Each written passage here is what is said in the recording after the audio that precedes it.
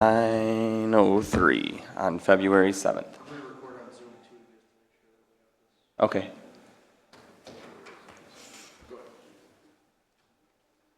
I'm going to call this special city council meeting to order at 9:04 on February 7th Recording in progress. regarding planning and zoning along with the city council. I had talked with Paul yesterday. It sounded like he had worked through some issues with our city attorney. So I'm going to ask if Paul could please go through the three options and the city council will listen. And if you have any questions after, or if you have any questions, wait till after he's done going through all three and you can ask.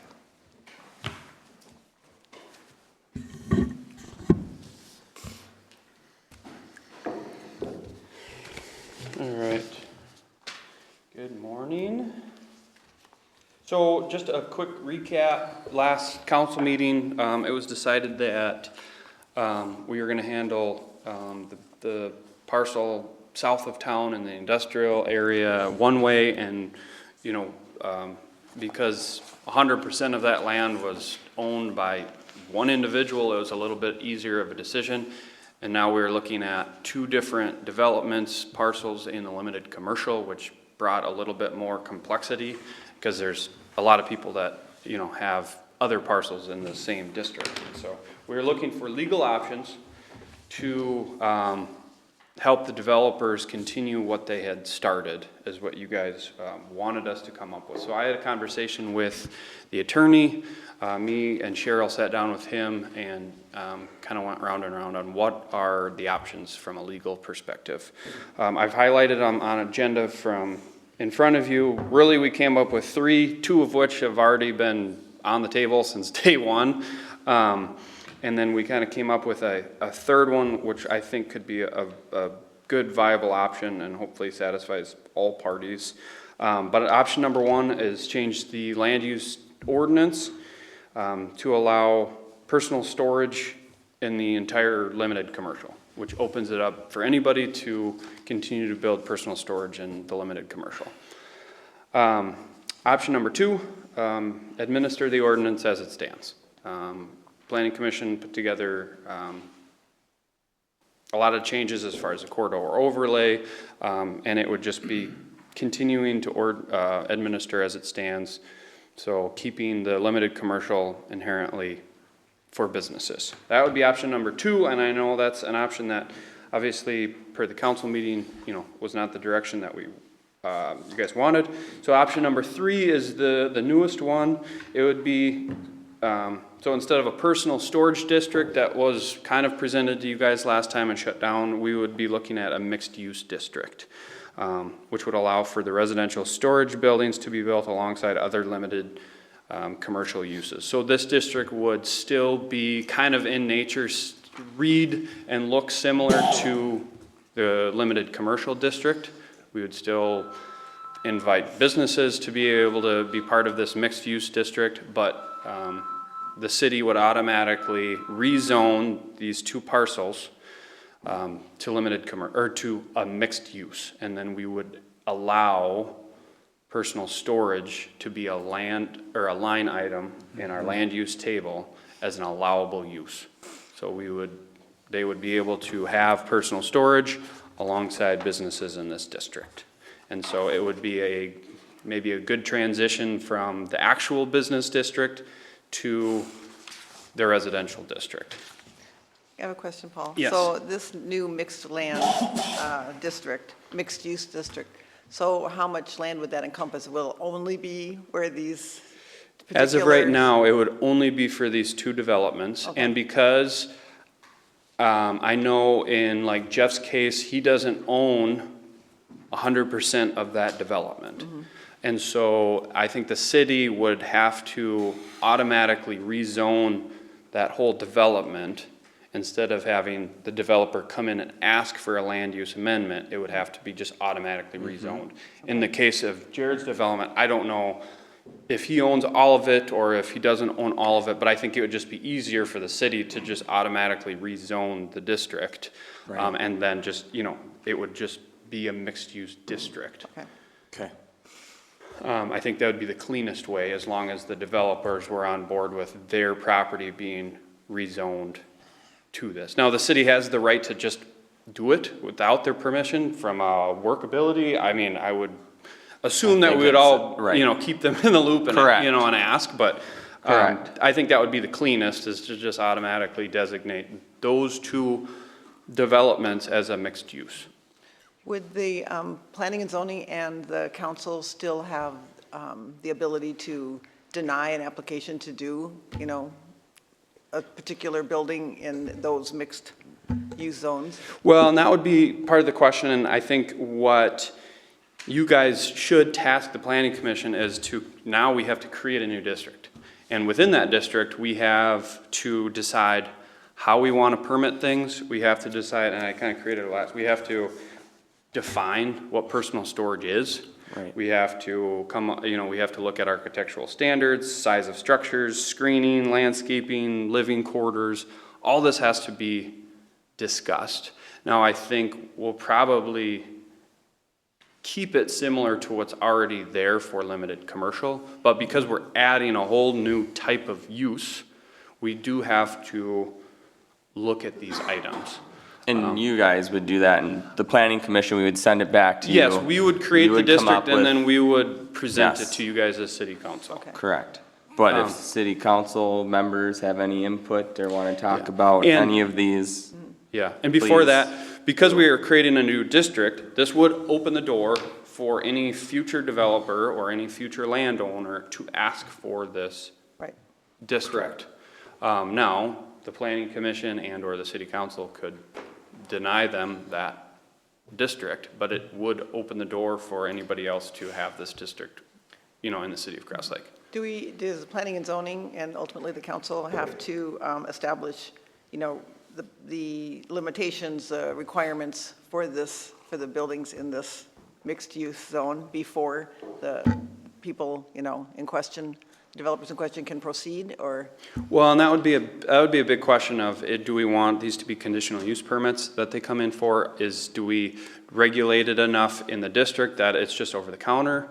That would be a question, and I brought it up to Jackson this morning. The one thing from a counter, and this is, maybe will never happen, but one concern that I would have from somebody coming in from a counter with a mixed use, you have businesses that come in this, let's say, a parcel gets sold and a business comes in, they want to build and sell furniture, they would need to have one parking space per every 400 square feet of building that they have. They would have lighting plan, garbage, they would have to go through everything that a business goes through.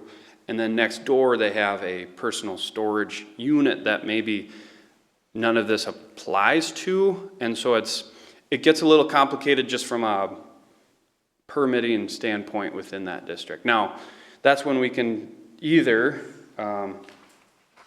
through definition, through some of the other ordinance, we can kind of work that out. And maybe it would never be an issue. But those are just the things that need to be discussed.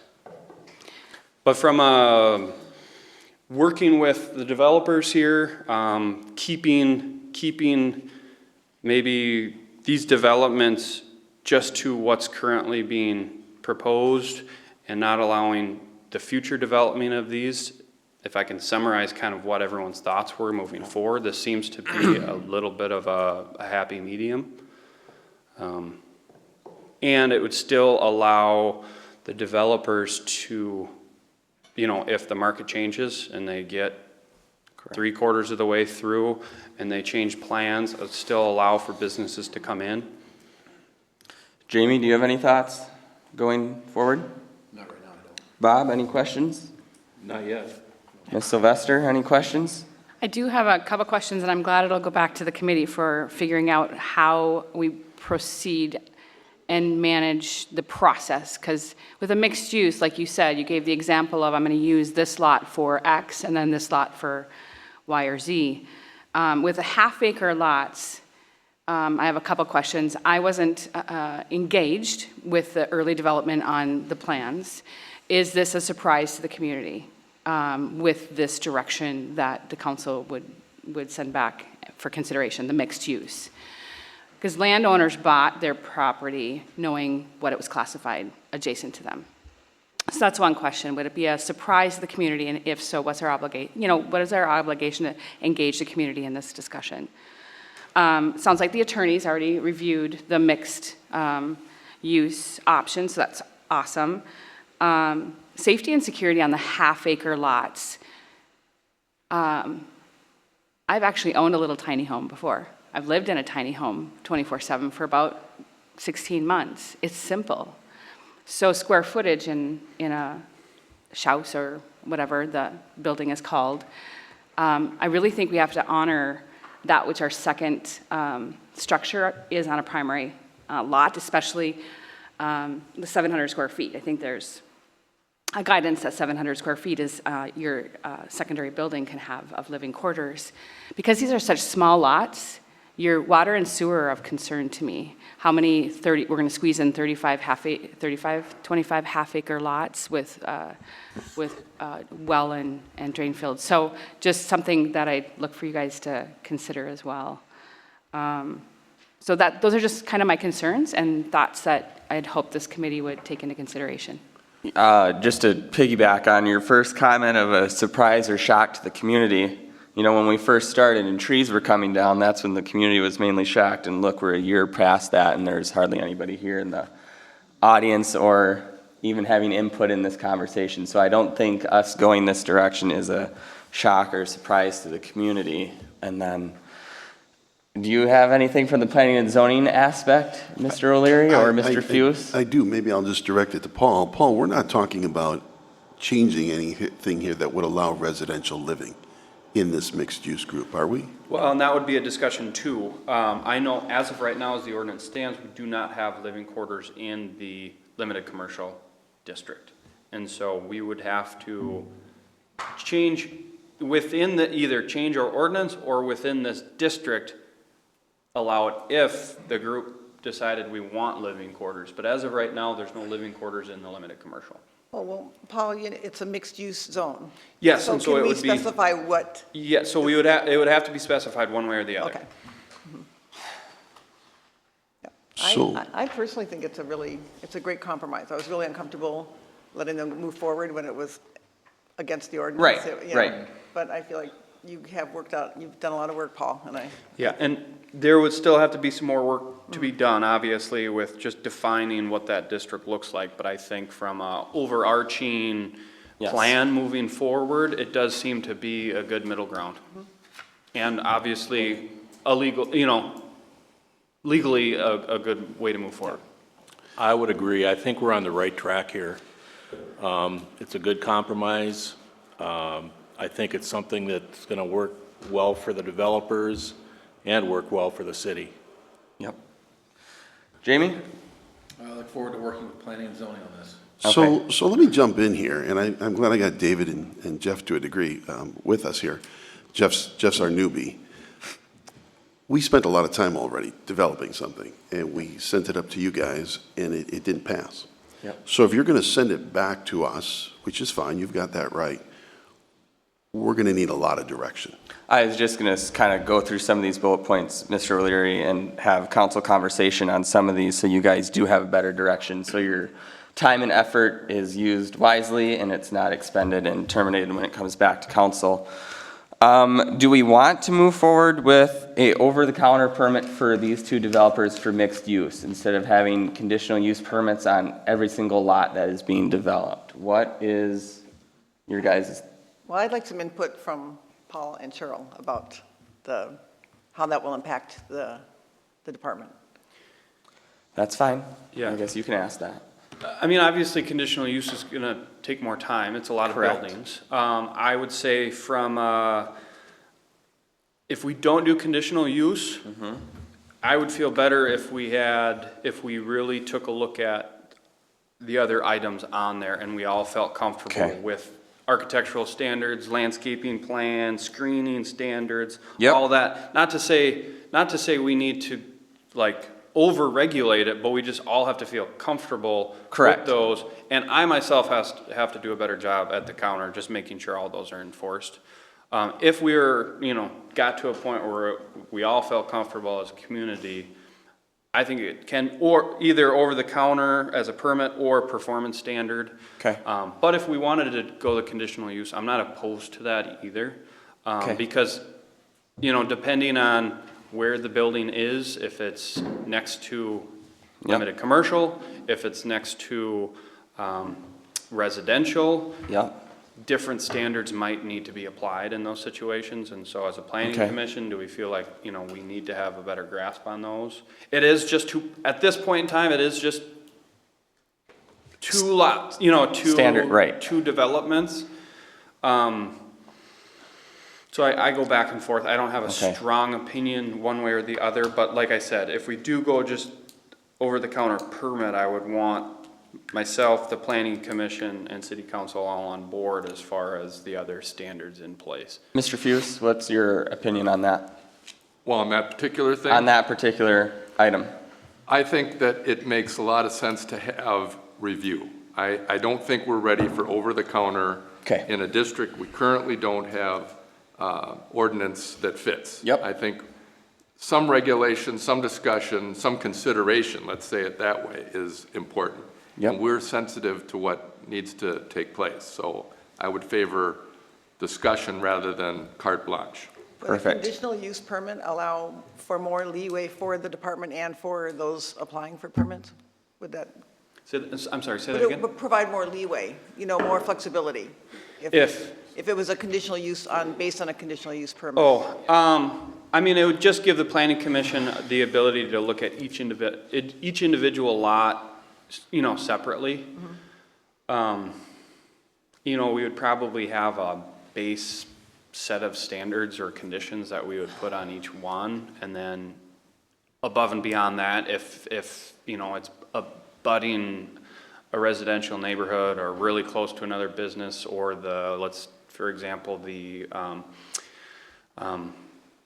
assisted living, you know, we might look at it a little bit differently, but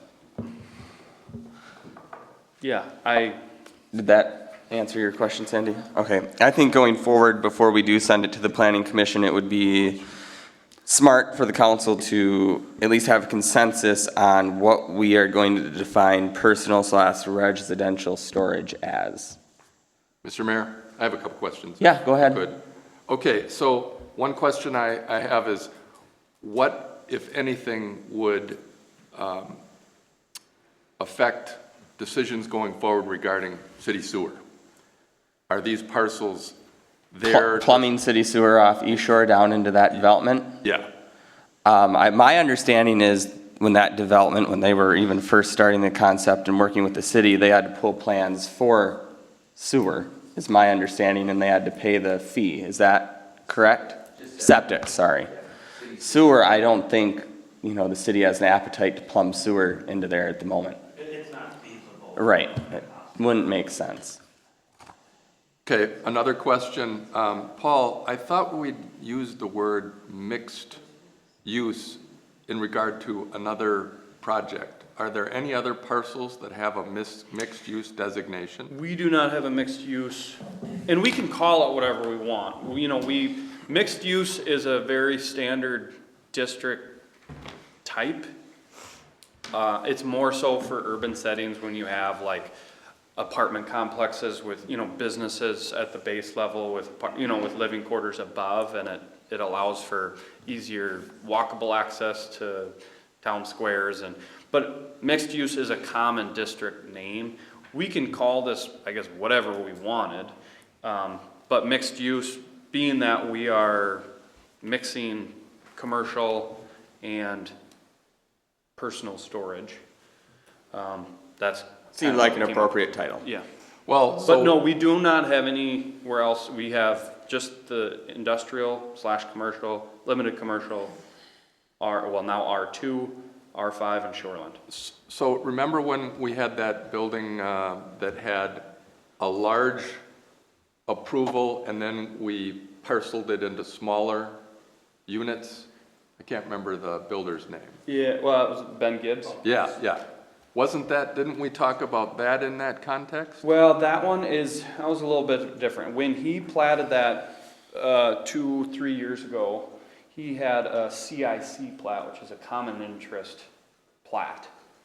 And he had the buildings already on there from the beginning. And we do have that in our ordinance, that you can have a common interest plat, so it's a specific kind of plat. So it's not, that's still limited commercial zoned, but within the limited commercial, he did a common interest plat. Okay, all right. Well, I have to say, my preference is more along the lines of option 2. That land was designated commercial. It was commercial when people bought it and intended to develop it. I don't see a personal reason for me to change it. I think the discussion about what can you put there remains, and some of what we might do under option 3 might get there.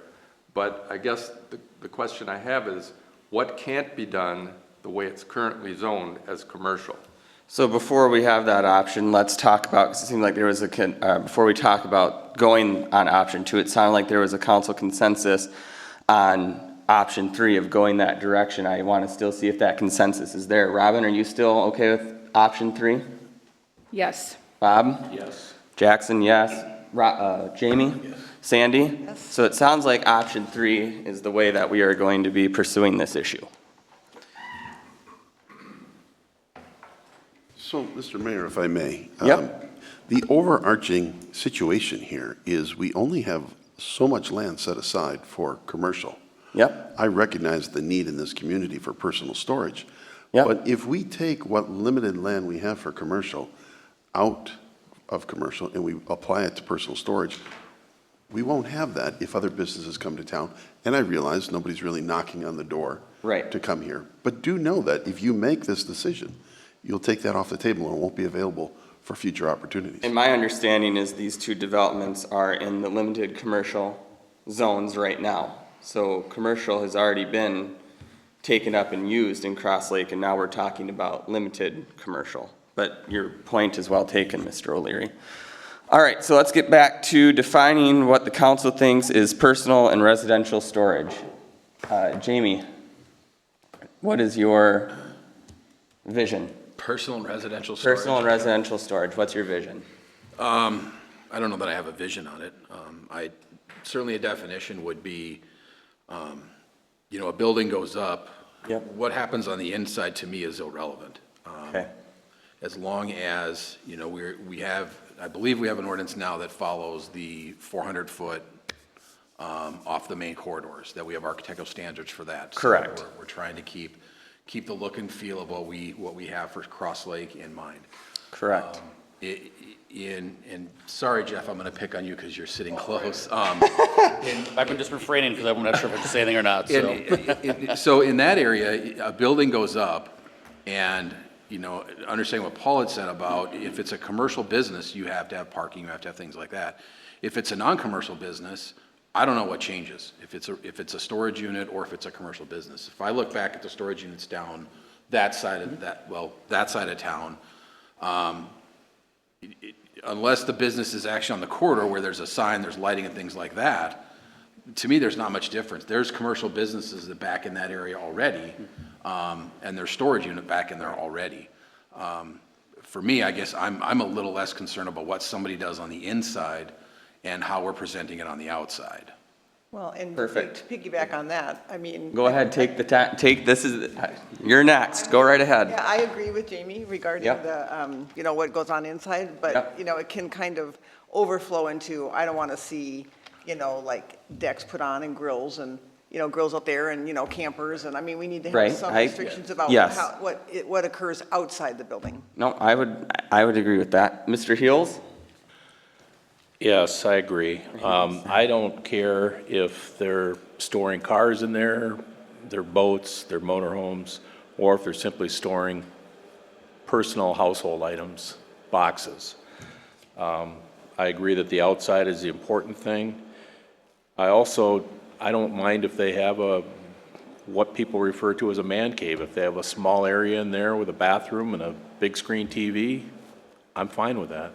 The inside doesn't affect the outside or how it appears. I would agree with you, Bob, on that statement as well. I really don't think people are going to be living day to day in these personal storage units whatever, personal storage units. I really don't see people living in here day to day. I just could envision maybe 2 couches, a bathroom, and a TV to watch the game on Sunday or have overflow for people that come up to the lake. But otherwise, I agree with your statement. Ms. Sylvester. I agree as well. I stand on my position earlier in the year that I think the outside of it, the aesthetics is so important to keep the theme of Cross Lake intact.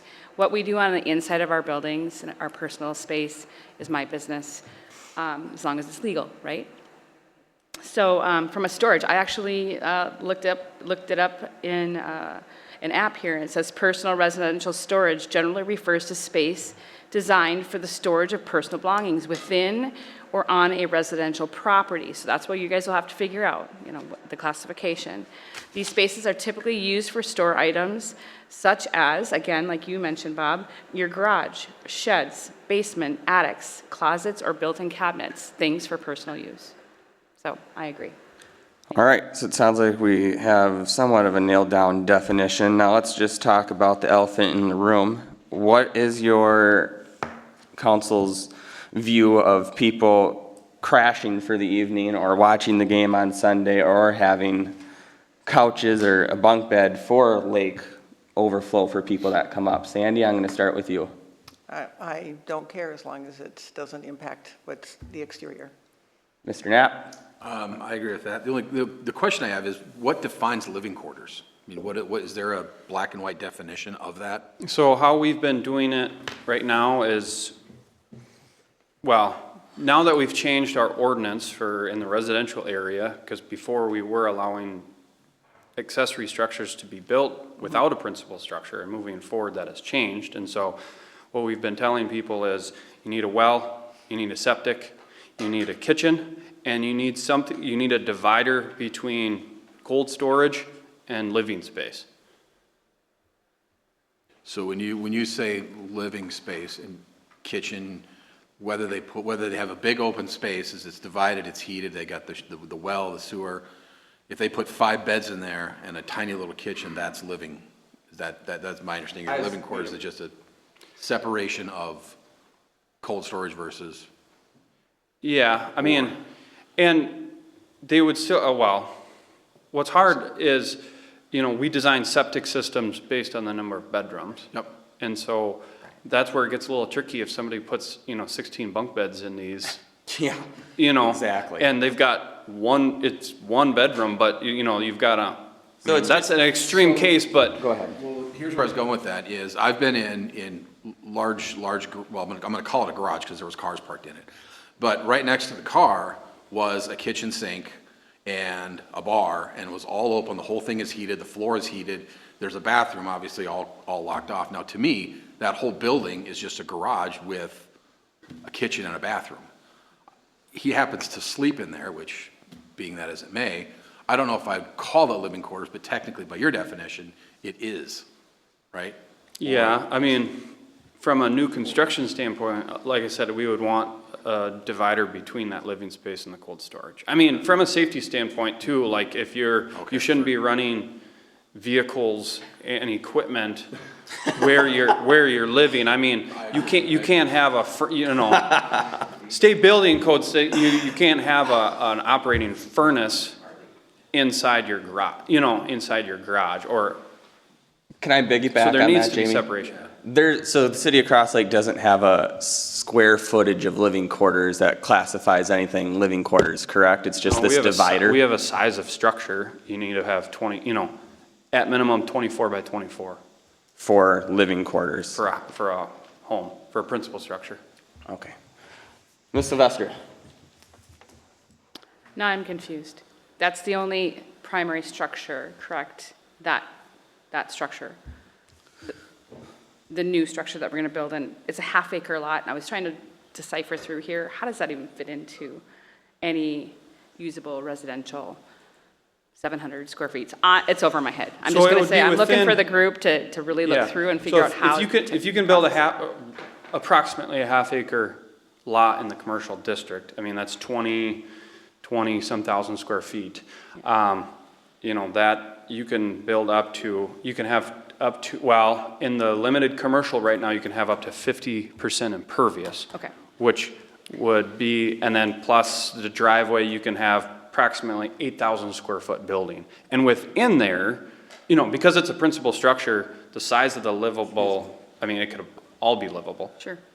If it's an accessory structure next to it, you know, that's when, if you have a secondary living situation, that's when it's limited to 700 square feet. Okay. But on a principal structure, it can be, What's the average size building your lots you're planning to put on? Sorry, important to, Yeah, so I would say the average size building is gonna be somewhere between 2,400 square feet and no more than 5,000 square feet. So we had to, Okay. and I can talk at the microphone with Paul to Yeah. kind of give you some of that overview. yeah. But I guess, what I would ask is, if we have a commercial district, well, a mixed-use district, and we have, it's a personal garage, and now we have living quarters, is there a difference between these type of buildings and just people building homes? That's, Exactly. And would we allow people to Mayor? build homes? Go ahead. In this district? that's, So, most of you probably know I work on a township board as well. I'm wondering if you're doing a disservice to the rest of the citizens of Cross Lake when, and I don't care what they do in the inside, I have no dog in this fight. But you're being taxed for a home, and you're being taxed for a garage, and you're living it. It was a very hard time we had in our township, along with another city alongside. And so I'm just wondering, how does that work out for the taxpayers? I'm paying the home, and you're paying the garage. How did they resolve it? Well, I don't even want to talk about that. We got attorney, we got back to you, Ms. attorneys Sylvester. involved, so. Back to you, Ms. Sylvester. Attorneys involved. So What I'm is- just saying, in the living discussion, when you're having it, you know, how is that assessor supposed to be able to assess it fairly for the rest of the citizens of Cross Lake living in actual homes, and these people are living out of a garage? That's, Point they want well to do it. received. Point well received. I think these are all great questions for the committee to consider. I do, again, support the mixed use and look for the aesthetics on the outside to be governed, you know, to be really managed and monitored. I would hate for it to be a used car lot or Totally. 3 or 12 Totally. dogs running outside of somebody's half-acre lot. It just would be really busy. So I look forward, sorry guys, for you to do this What- work. Back to, you know, we have kind of an opinion here. What is your stance on having a crash pad? I'm fine for a crash pad. People are going to do it anyways. Okay. Bob? Yeah, I agree. I mean, like we talked about before, if you want to keep your boats, your cars, whatever in there, and if you want to have an area for the man cave, I was not thinking so much about somebody living there year-round. I agree with you. A permanent residence. Just, I don't know how you're going to define it, but an area, percentage, whatever that's walled off, that's there. Yeah, I mean, there are full-time residents in these type of buildings in this town. Yeah, and I mean, and other communities struggle with full-time residents in 10 by 20 Right, containers. correct. And so I think to say no one's gonna live in these is Unrealistic. unrealistic. I would agree. Question? Go ahead. Yeah, so I guess the question becomes, what would stop someone from putting 3 bedrooms, 4 bedrooms, 5 bedrooms in there? That is what we're tasking the planning commission with. There's an appetite here for crash pads, so that's, you know, you guys wanted some direction, and we are giving you direction. So this is for you guys to come up with Well, is and it bring fair to back. say that we're not interested in having people put 4 bedrooms in these? Yes. I would agree with I that. would, yes, Okay, all right, yes, well, that's helpful. yes. Well, let me springboard off of that. If you're not interested in 4 bedrooms, and I don't mean to be flippant, is 3 okay? Is 2 okay? Stop me when I get to the right number. 1. 0 bedrooms. 0 bedrooms, Okay. yeah. So there's no bedrooms, but, and A living that's, space, a living space, Right. but not a bedroom. So then, no bedrooms, but yet they're allowed to have beds in there? And they're allowed to use it as a crash pad? Help me understand that. Is that for a minimum or a maximum of 1 night? we're not gonna get into How policing. do we even regulate that? We're not gonna get into policing of that. So that's where I was going with this living quarter situation is, and again, I'll go back to the example where I've been in one that's heated. If you pull the cars out and put in 4 beds, you have 4 people staying there. Or if it's just one person having 2 vehicles in his living quarter there with 1 bed, they can tell us whatever they want to tell us on the face, and what they do on the inside is different. But if we see, and again, now I'm going to pick on yours because you're on East Shore Road. If he has a living quarter right there by East Shore Road in the corner of his development, and there's 14 cars parked up East Shore Road, there's going to be a problem. Somebody's going to call and they're going to complain about the parking and other issues. And I think that's where policing can be enforced. What happens on the inside? I mean, 1, we don't have the resources, and 2, I don't think we want to. No. And I'll say this, it is hard to enforce, and nor do anybody here want the city to go in and look inside buildings but Right. to have the mentality of, I don't care what they do inside their buildings, in a case where there is an issue, how do we have that mindset, but then from my enforcement side of things, carry out enforcement when our own city council says, we don't care what happens inside buildings? I think the. If there's complaints, Yes. if somebody builds a building and does put 6 bedrooms in there, and then all of a sudden the door comes open and somebody complains and I have to go out there, they're gonna say, well, they didn't care what I did inside my building.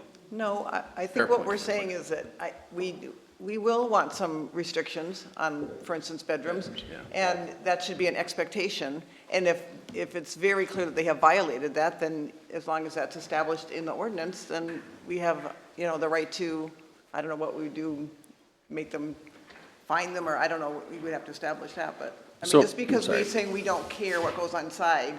Before you go, Jeff, go ahead, Bob. I know you've been waiting.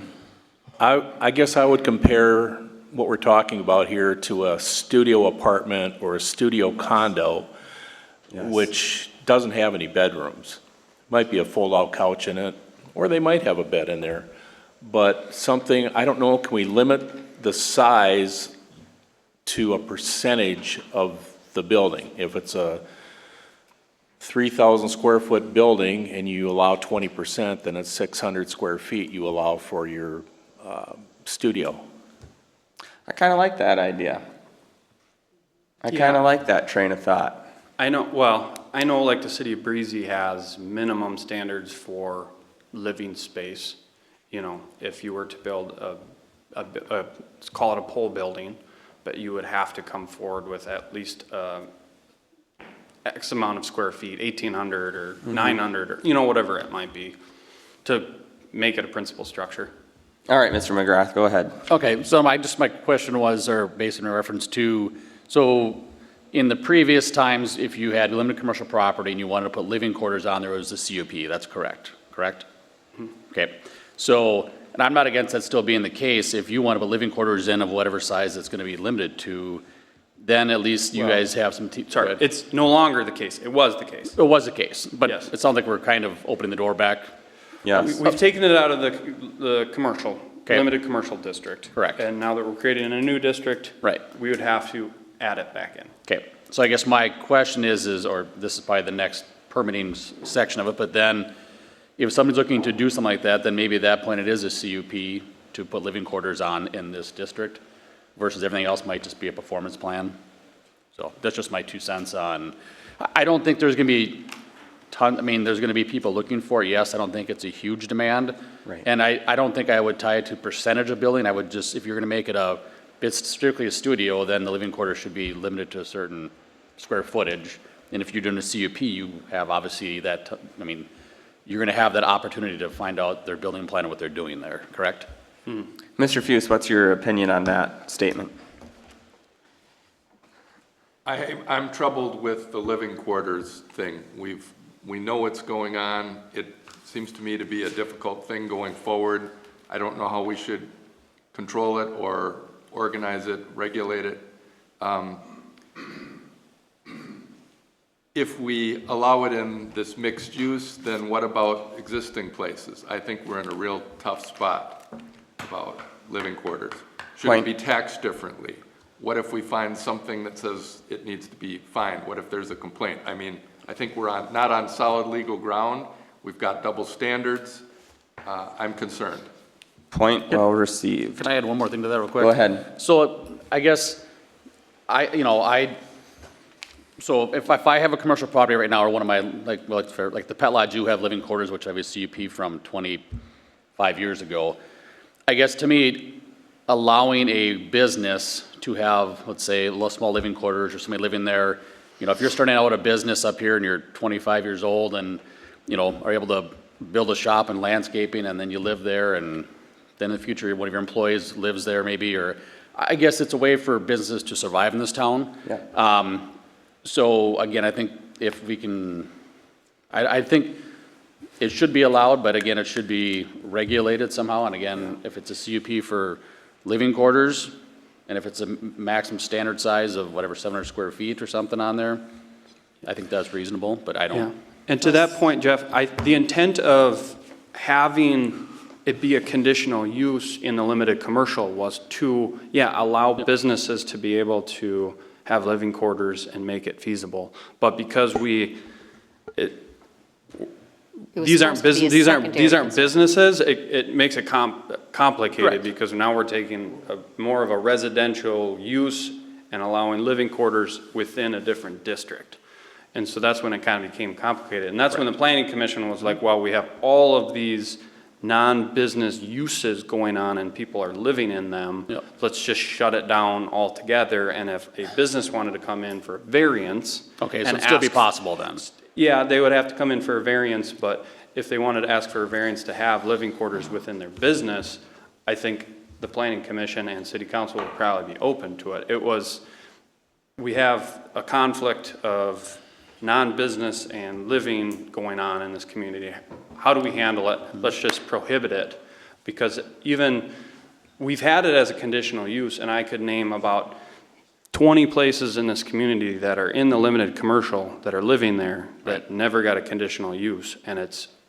Well, maybe we need to put a fine for those then. Well, and it's to enforce something after the fact with somebody's livelihood is very difficult. Well, I It puts city staff in a tough spot, it puts the police department in a tough spot, it puts them in a hard spot, and so, it complicates things. Let me take 2 steps back here. So right now today, we're just talking about these 2 developments, yours and yours, right? That's all this discussion is about, and this mixed-use district. Let me ask this straightforward.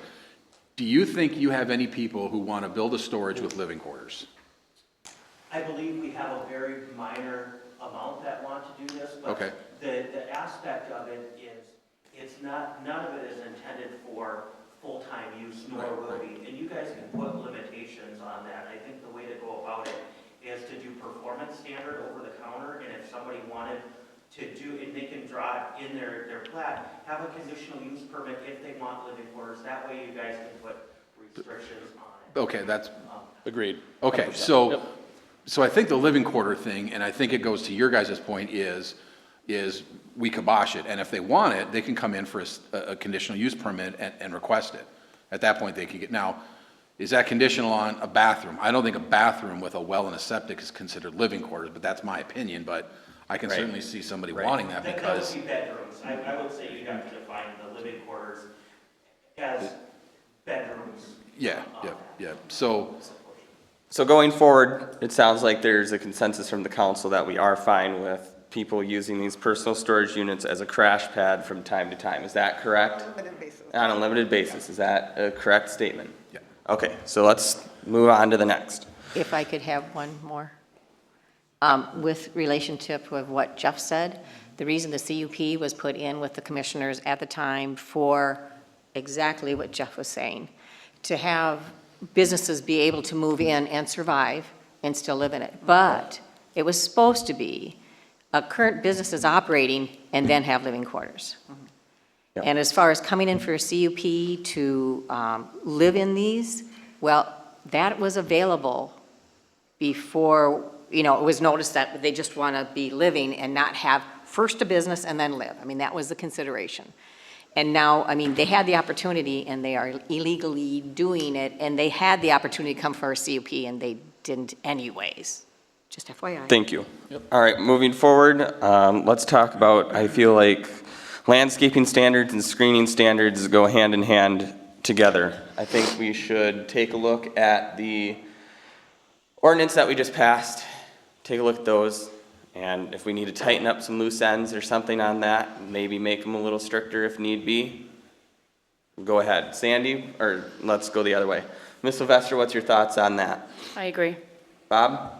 Yes, I agree too. I agree as well. Jamie? I agree, except I would like planning and zoning to consider this. If somebody knocks down a tree, somehow create something somewhere within the city that they need to plant another one.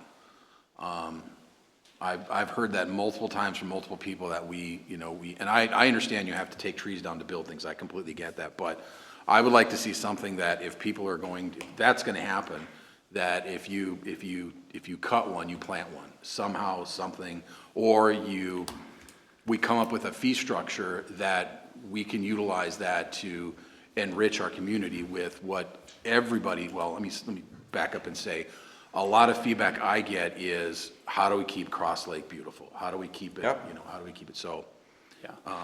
That might go to, the landscaping standards. I know a lot of people do that with park dedication fees and money goes back into that, but I like the way you're thinking. Ms. Farter, where are you? I agree. I think the screening is like paramount and, Agree. If they can use, a natural type of screening as opposed to like a brick wall or, we need to, I was just going to jump into that. Now that there's a consensus for definite landscaping and screening standards, what do you, Sandy, consider an appropriate or an appealing form of screening, maybe between buildings, between setbacks?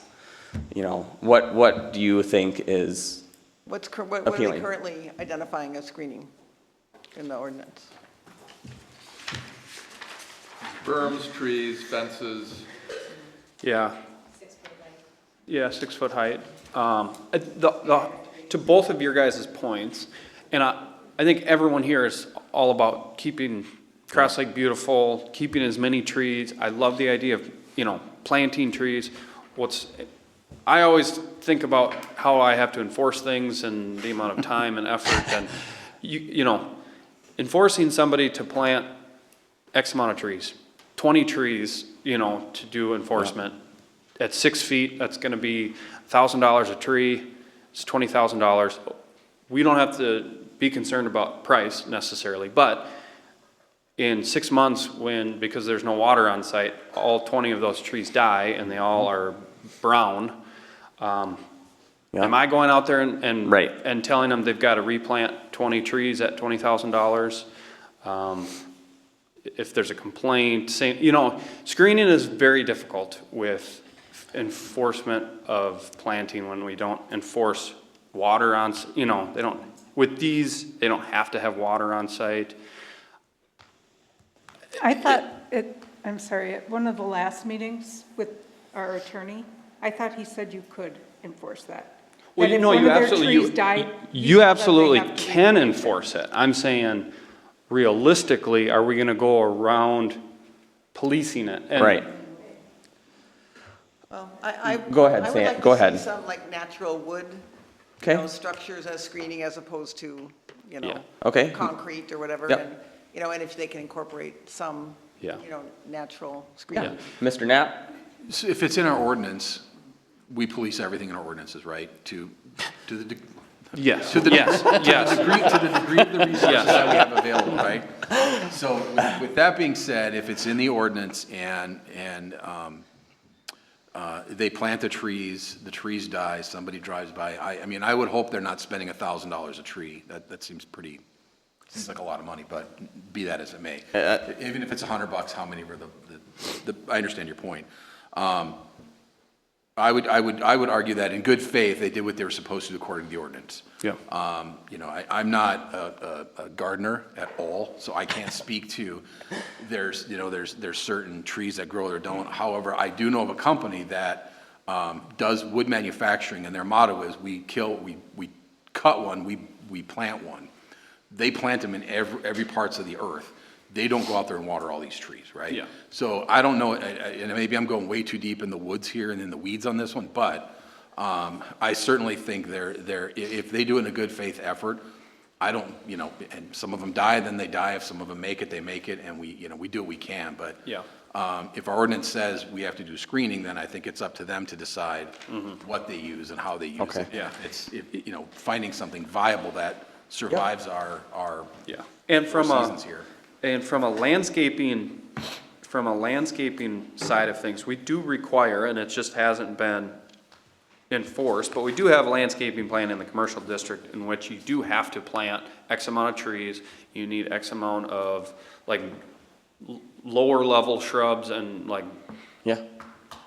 middle height shrubs too. And so, doing a better job at on my desk to enforce a landscaping plan on all these buildings is gonna be beneficial moving forward. See, Bob. Yes, I agree. I like the natural screening, trees, shrubs, what have you. And granted, if you plant 10 trees, you might lose 2 or 3, but we'll still have 6 or 7. I don't like fences up here. There are some places where they might be appropriate, but in general, I'd hate to see a lot of fences go up. And if somebody puts wood fences up, it doesn't take very long before they start looking. Disheveled and falling apart. Ms. Sylvester. It's great to be last. I agree with everyone. I think the natural look is very appropriate, and I think you guys have it in your code already. So I do support that. And looking at, if mixed use, if limited commercial requires a little bit more greenery, because these are small lots, I know it's going to take up more space, but it'll actually make it a little bit more appealing. Mr. Fuse. Yes, so this has been very helpful to listen to what your wants and needs are. And regarding Mr. Knapp, I agree, the cut one, plant one, we sort of have that idea. I think that's a good moniker to use, and we'll take that to heart. I think what I would ask of the city council is to take the approach that we are going to use conditional use permits here. We can work toward over-the-counter permits to minimize work on the staff and allow things to move forward expeditiously. But I would ask that you not make it so easy that no one looks at anything or there's no review or control to begin with, whether it's regarding landscaping, screening, all these things we're talking about. Yes, no, I'm asking for CUs. Yes. We'll move expeditiously. Yes. And then I guess the one thing I would ask, we've talked about it a bit here, but I think we need to do some ongoing discussion and proposals looking at actual bullet points or what are we going to enforce versus what are we not regarding living, because we're not going to solve that today. We recognize the crash pad thing, Yep. but I think there's work to be done because we're not enforcing our current ordinance consistently, and fairness and legality are important things. So I would say we need some ongoing work on that. I would agree with you, Mr. Fuse. Do you mind, after we send this to you, you guys being the first base to maybe come up with some language and recommending it to the council? Absolutely. Perfect, thank you. No, I think that's a good idea. Joel, do you have anything, Mr. O'Leary? I do. I just have a couple of concerns. One of them is if we call this mixed use, it sounds to me more like it's an anything goes use. We don't want to regulate what's happening inside. Then we really don't have any recourse if somebody does something inside there that we don't agree with, as long as it's legal. What name would you like to call it, Mr. O'Leary? I have no idea. So for right now, we're going to keep it as mixed use, just to keep the conversation going. And I'm not so hung up on the nomenclature.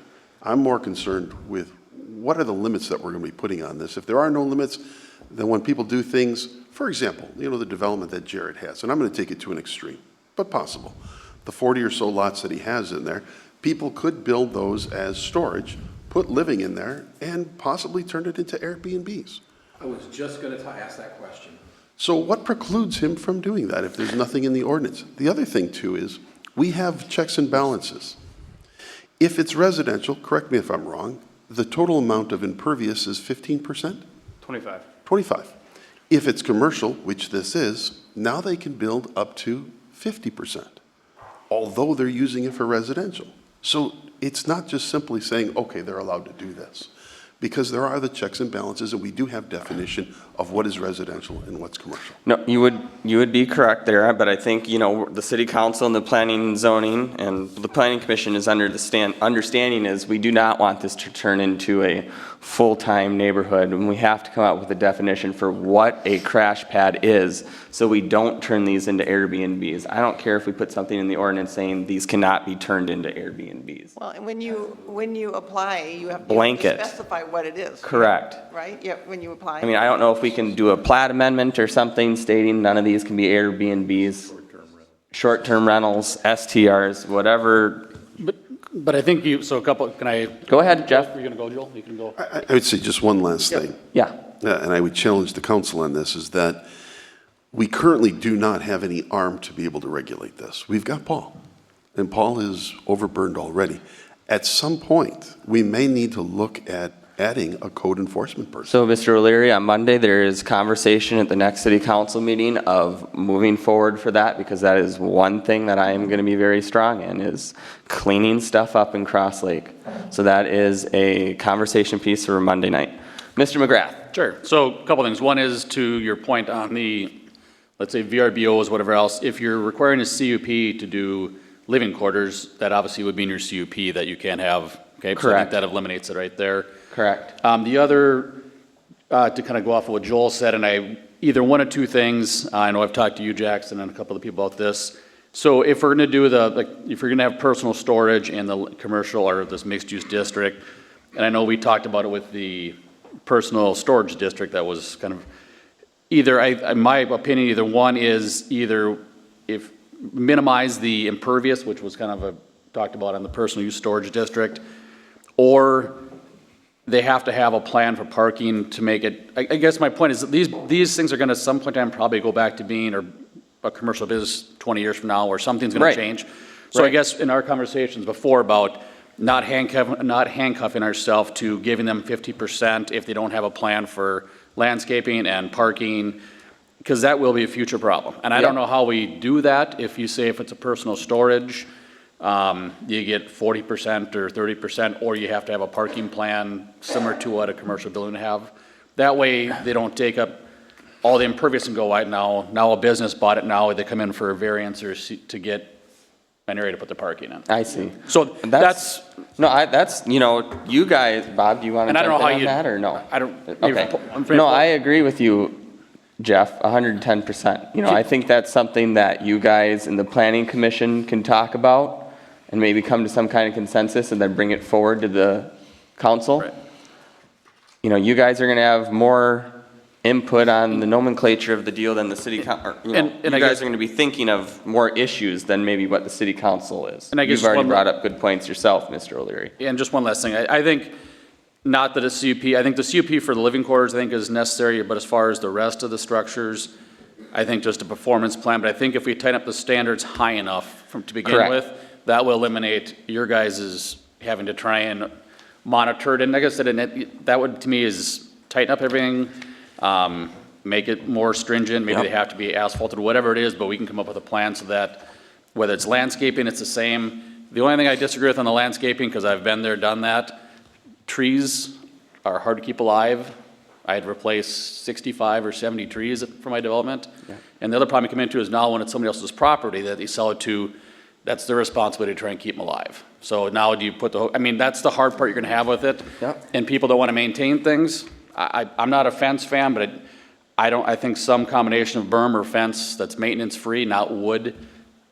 I still have trees, but I think you're gonna run into a problem having a lot of dead trees around. It's all sand around here. Thank you, Jeff. So, thank you. Bob.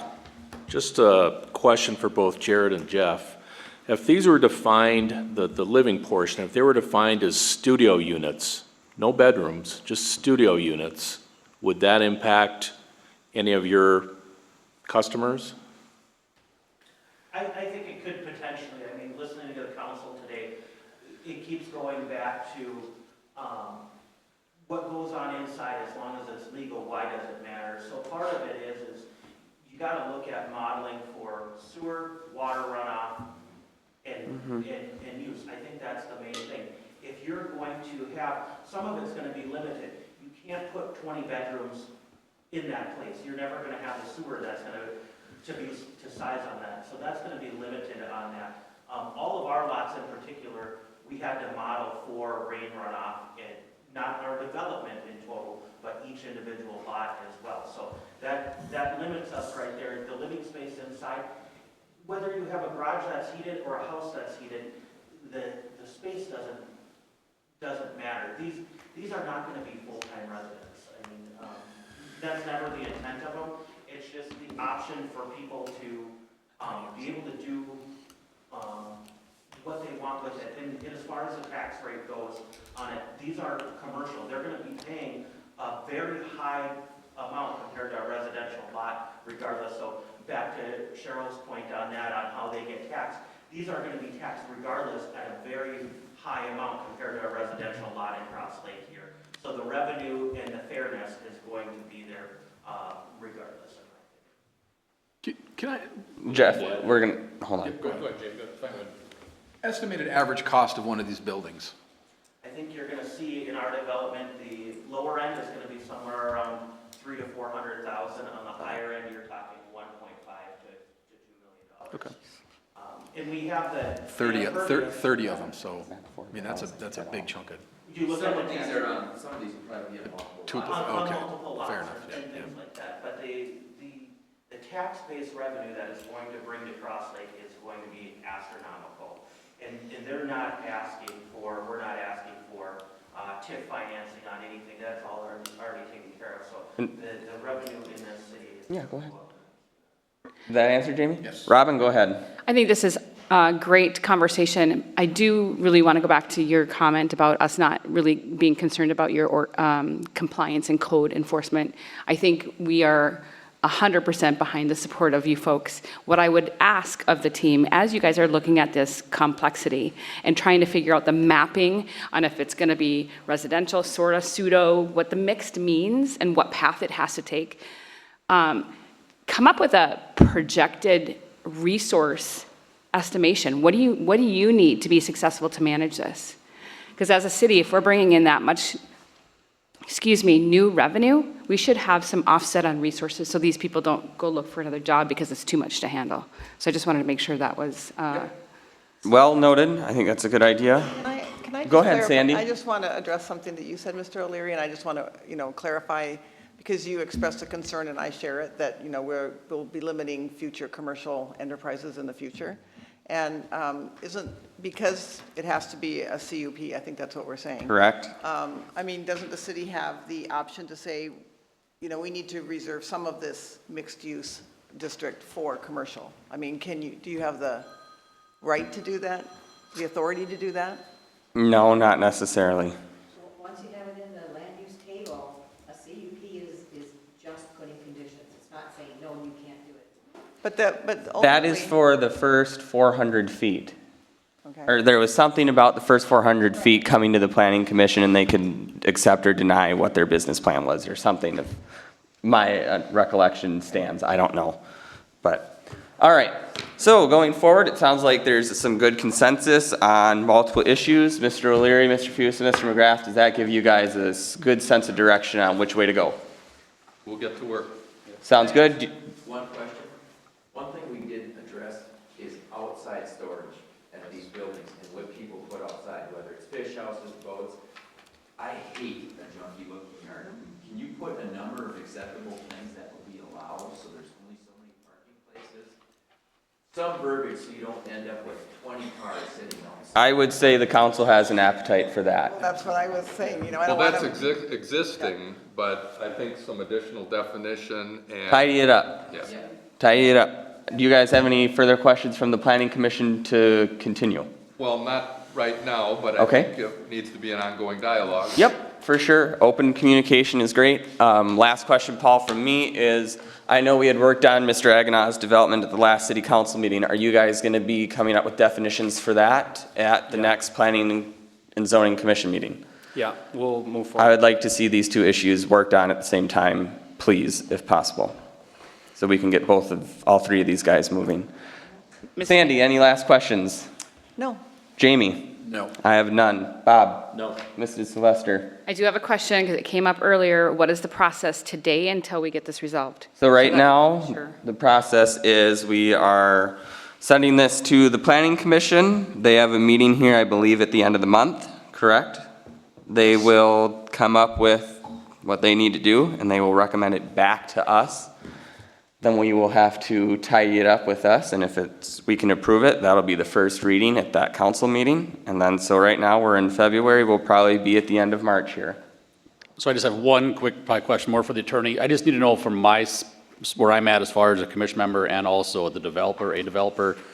I just don't want to be, I just need some direction as far as what you guys want me to do or can do, or that's all I'm saying. I just want to get in trouble by being involved. Yeah, So- being on the planning commission, I mean, you can act as a citizen. I would think that in certain situations, when it comes to a vote, Vote, I you have might to need to abstain. recuse 100%. yourself. I just need to make sure But I'm- as far as just general input, you can act as a citizen, as the developer, Yep. and act as a planning commission member. But as far as when it comes down to a And when you vote- do that, just for transparency, when you guys are up here, if you could just go to the podium Yep, and then come back and not talk from the podium, that would be great. gotcha. Mr. Mayor, Go ahead, Mr. Fuse. so certainly understand the desire to move forward. Yep. We're constituting a new board in February. Yep. The agenda is all but set. I just want to make sure expectations are not unreasonable. We're not going to be able to finish. Oh, gosh, no, you're not gonna be able to by tie it all into February February. meeting. I Okay. imagine you guys will probably, hopefully have a special meeting at the beginning of March, or you guys would at least please consider setting one, or a workshop, whatever you guys wanna call it, to get this back to us, please. Yeah, we'll go as quick as we can. Okay, Jeff, do you have any last questions on your development as a citizen? Do you want me to go over there? You're fine right there. for No, now. I'm good, thanks. Jared, do you have any last questions? Come to the mic, please. Thank you guys for your time today. I just want to kind of reiterate, we're talking about Jeff and myself Yep. and Dean's here. We're not Yep. looking at it as a whole, and we're coming up on another building season as well. Very So, quickly. These meetings are great, but we need to get going on this. Yes. We're a year into this, and there's a need to be timely on this so we can get moving and get buildings up. Our expectations are to be building as soon as the weather permits. So if we could get some direction on that, that would be great. I appreciate your time. Yep, we are trying to move timely on this. Anything else from city staff? Paul, Cheryl, any last comments? Okay, motion to adjourn. Second. All in favor? Aye. Ayes have it. Recording. What? So this is Marcia's and that's Dave's, so Sandy and I inherited them. Yeah. But they built them. They built them, yeah. But there's gonna be conversation of. I had one. You gave me one. You took it Who, away. did you take Marcia's? Yes, she did. You were absent. Where was it? It was donated to me. It was here. I don't know whose is whose. Because Dave's, So there's gonna be talk coming up about this. So, I specifically asked Dave, and he said, yes, I agree with the deal. that was good. Hey, you and I, yeah, right.